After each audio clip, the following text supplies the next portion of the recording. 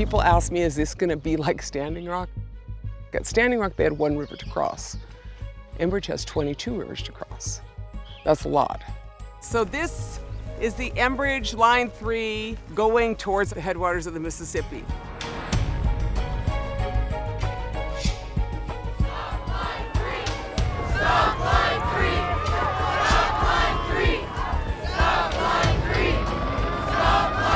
Line 3 goes to the heart of Anishinaabe territory. I am an Anishinaabe person, and so I am forced to battle Enbridge. I am forced to battle Enbridge because they came to me.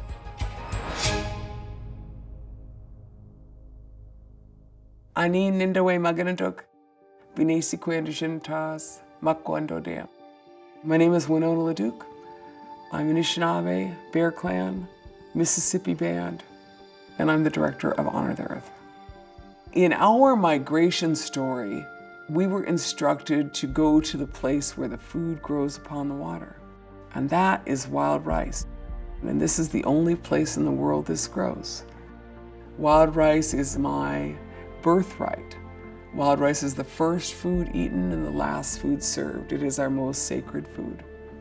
So we are here to protect our rice. We are here to protect our water.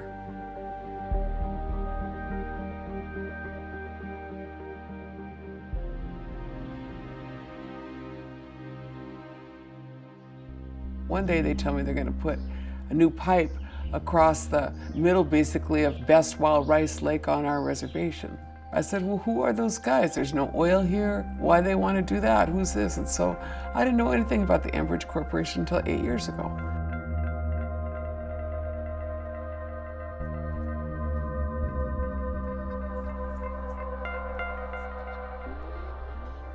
This is a larger pipeline than Keystone. 915,000 barrels a day is bigger than an 800,000 barrels a day pipeline. It won't meet a climate test. And the planet's baking. This is the equivalent of 50 new coal-fired power plants. Now, why would you approve that? Honor the Earth, we're a $2 million organization, maybe. The Environmental Defense Fund, Natural Resource Defense Council, Greenpeace, those are like $100 million organizations. And we are on the ground facing the largest tar sands pipeline project in the world.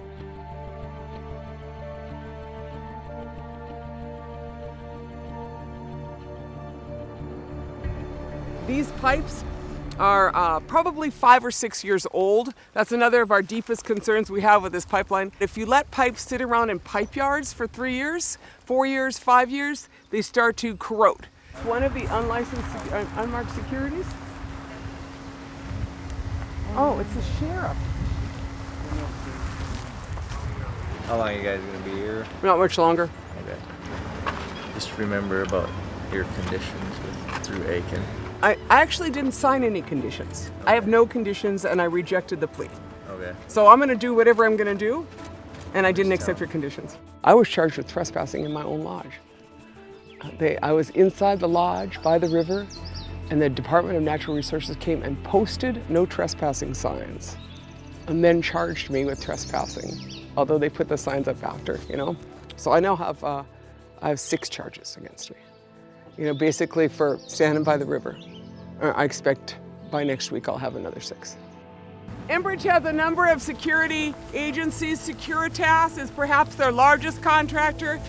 So this is our, hello Mr. Securitas. How you doing?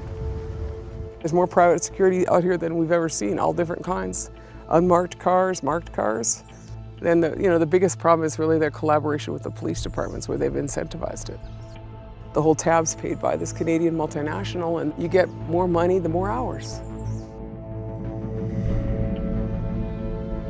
So the Enbridge Corporation has engaged in what is called regulatory capture. They have captured the regulatory system of Minnesota, and they captured the regulatory system of Wisconsin.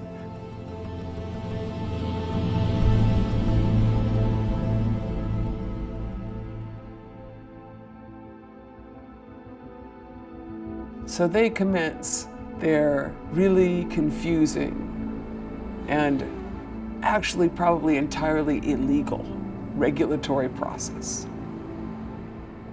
I spent 7 years in it.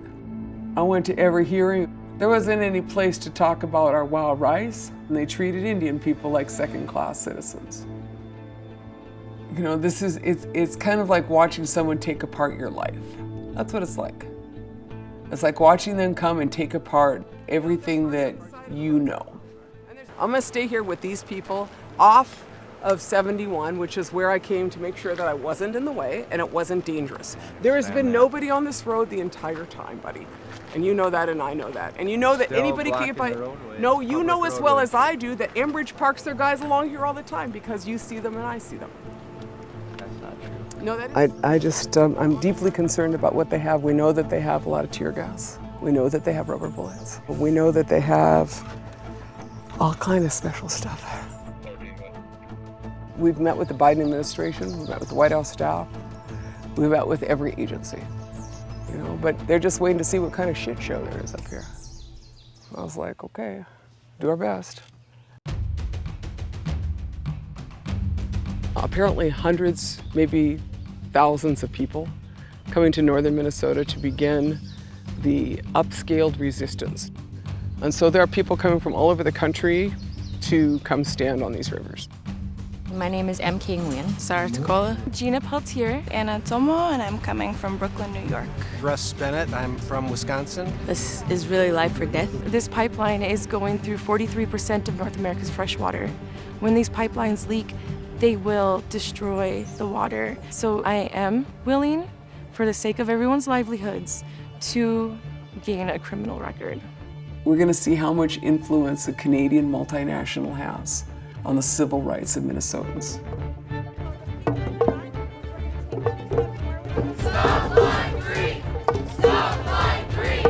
Stop line 3! Stop line 3! Stop line 3!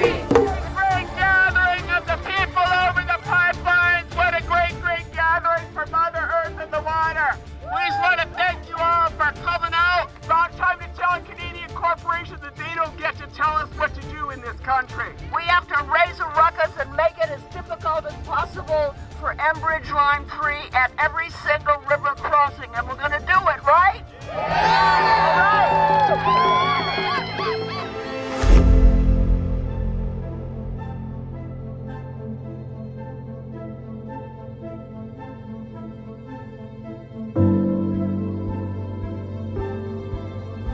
I looked out on, I think it was 1,000 people, and I told them I felt like crying. You know, because for years we've been asking people to come out here, and they came. You know, and so all these people came from everywhere, and I think this is just the beginning.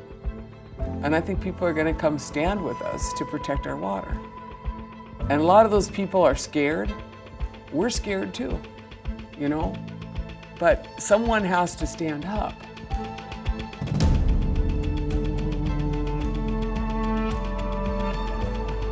That is a Customs and Border Patrol helicopter. So there's now a federal presence. There are no sacrifice zones, there are no sacrifice people.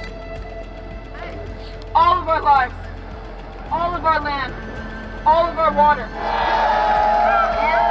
The Homeland Security helicopter is kicking up torrents of dust. They're basically aggressively dusting all the protesters by the 2 inlets pump station for Line 3.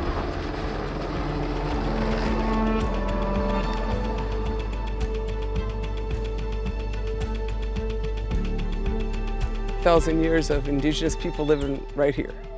You know, our old village right here. So say you bury 100 generations of people here. Pretty soon, you're the DNA of this land. You know, you and the land are made up of the same thing. That's us. It's our only choice. This is what's called the necessity defense. You know, I've exhausted my legal recourse. Looks like they're rolling, aren't they? Because, you know, we don't have another place to go. You know, this is our land up here. This is where we lived for 1,000 years, so I don't feel like I could go anywhere. I'm not gonna, you know. So, you know, it's funny because they interviewed me from the Star Tribune a couple days ago. They said, "Is this the last stand?" I said, "Oh no, we're just getting started."